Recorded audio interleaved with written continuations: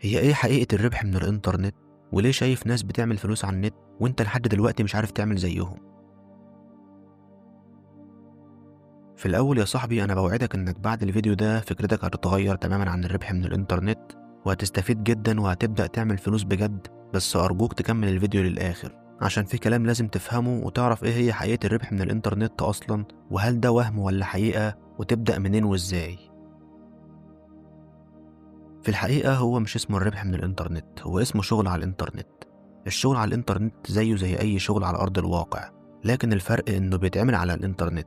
أنا مش جاي أقولك أصل جرافيك، أصل برمجة، أصل ترجمة، أصل.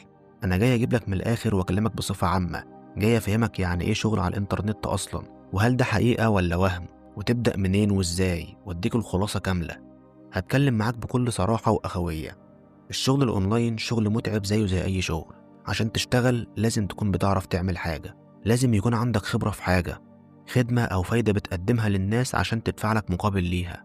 انت لو رحت تقدم في شركة مثلا أو تشتغل في مصنع أو تشتغل في محل أو أيا كان الشغل، الشركة مثلا بتطلب وظيفة معينة، بتعمل لك مقابلة. لو انت عندك خبرة في الوظيفة دي بيختبروك، ولو فهمها كويس وبتعرف تشتغلها بناء عليه بتتقبل وبتشتغل، ولو ما بتعرفش بيرفضوك. ولو مش طالبين خبرة برضه مش بياخدوك يرموك في الشركة كده وخلاص، لا ده انت بتتعلم الشغل الأول وبعدين بتشتغل.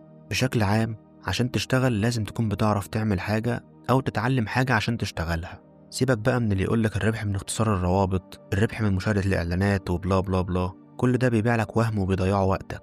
طب أنا خلاص فهمت يعني إيه شغل أونلاين ومستعد أشتغل أو أتعلم وأتعب، بس مش عارف أشتغل في إيه.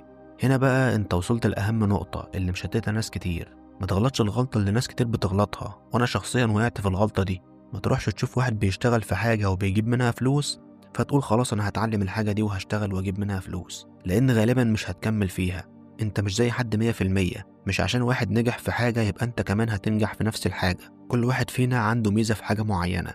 أنا لما جيت أشتغل أونلاين جربت أكتر من حاجة وما نجحتش فيها، لمجرد إني كنت بشوف شخص بيشتغل فيها وبيعمل منها فلوس، فقلت خلاص انا هتعلم الحاجه دي وهشتغل فيها، وفاكر ان الفلوس هتنزل عليا زي المطر. بقيت اقعد 3 4 شهور اتعلم، وبعدها ابدا اشتغل شهر واتنين الاقي نفسي مش مرتاح او مش حاببها، فوقف واجرب حاجه تانية، وبرضه اقعد اتعلم 3 4 شهور وابدا اشتغل شهر واتنين واقول انا لازم اصبر، اكيد الفلوس مش هتيجي في يوم وليله. وكنت مقتنع جدا بجمله حب ما تعمل حتى تعمل ما تحب، واقول لنفسي انا هصبر واجتهد في الحاجه واحبها حتى لو غصب عني، بس بعد كده هحبها وابقى مميز فيها، واشتغل برضه شهرين وتلاتة وارجع واقول لا انا مش حابب المجال ده، مش جاي معايا. لحد ما قعدت مع نفسي افكر هو انا ليه ما برتاحش في الشغلانه دي وليه مش حاببها. طب هو انا هقعد اضيع وقت كده وخلاص، ولا المشكله فيا انا، ولا المشكله في ايه؟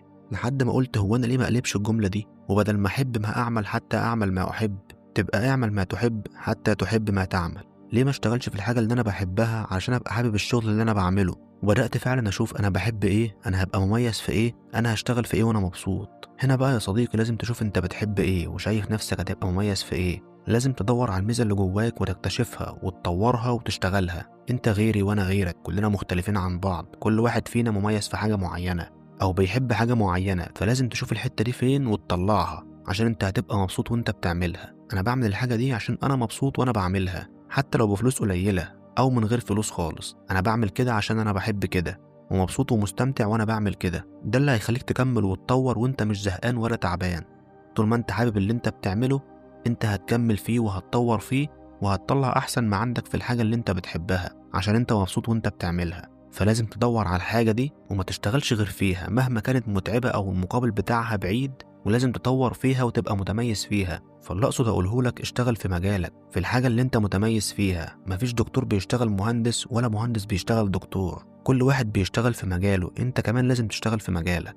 طب يا عم انا خلاص فهمت قصدك واستوعبت كلامك وحددت انا بحب ايه وهتعلم ايه واشتغل في ايه، بس حاسس ان في ناس احسن مني ومش هعمل فلوس زيهم. فاحب اقولك اللي انت بتقارن نفسك بيهم دول كانوا زيك في يوم من الايام، مشتتين ومبتدئين وشغلهم مش حلو، بس دوروا على الحاجة اللي متميزين فيها وبدأوا يطوروها لحد ما وصلوا للنقطة اللي انت شايفها دي. هو انت لما بتروح الشركة او المصنع وتتقبل وتبدأ تشتغل، الشركة بتثق فيك كده من اول يوم؟ اكيد لا، انت بتفضل تحت الاختبار من 3 ل 6 شهور على ما يبدأوا يثقوا فيك وفي شغلك وانك بقيت خلاص جاهز تشيل الشغل لوحدك. الاونلاين نفس القصة كده، انت مش هتبدأ من آخر درجة في السلم، انت هتبدأ واحدة واحدة، درجة درجة، تطور نفسك يوم والتاني. الناس مش هتثق فيك وفي شغلك غير لما تحس ان انت خلاص بقيت متميز في مجالك وبتعرف تشتغل فعلا. العميل مش هيدفع لك غير لو فعلا حس انك بتشتغل كويس وبتطلع نتيجة كويسة، ويحس انه هياخد خدمة مقابل اللي هيدفعه. زيه زي الشركة بالظبط. حتى في قناة اليوتيوب بتاعتي دي، الناس مش هتتابعني غير لو حست انها بتستفيد من قناتي. وبالمناسبة لو حاسس انك مستفيد مني، ما تبخلش عليا باللايك والاشتراك، عشان هقدم لك فيديوهات الفترة اللي جاية بجد هتفيدك جدا، فما تفوتهاش من ايدك. المهم يا صديقي وخلاصة كلامي، انك تتعامل مع الشغل على الانترنت انه شغل زي اي شغل على ارض الواقع. ان انا علشان اشتغل واخد فلوس لازم اكون بعرف اعمل حاجة، خدمة هقدمها فهاخد قصادها مقابل، سواء بقى برمجة، جرافيك ديزاين، فيديو اديتنج، ديجيتال ماركتنج، حتى صناعة المحتوى.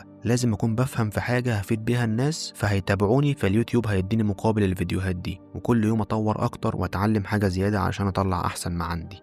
وفي النهاية لو حبيت الفيديو اكتب لي في الكومنتات تحب الفيديو الجاي يكون عن ايه، واشوفك على خير يا صديقي، مع السلامة.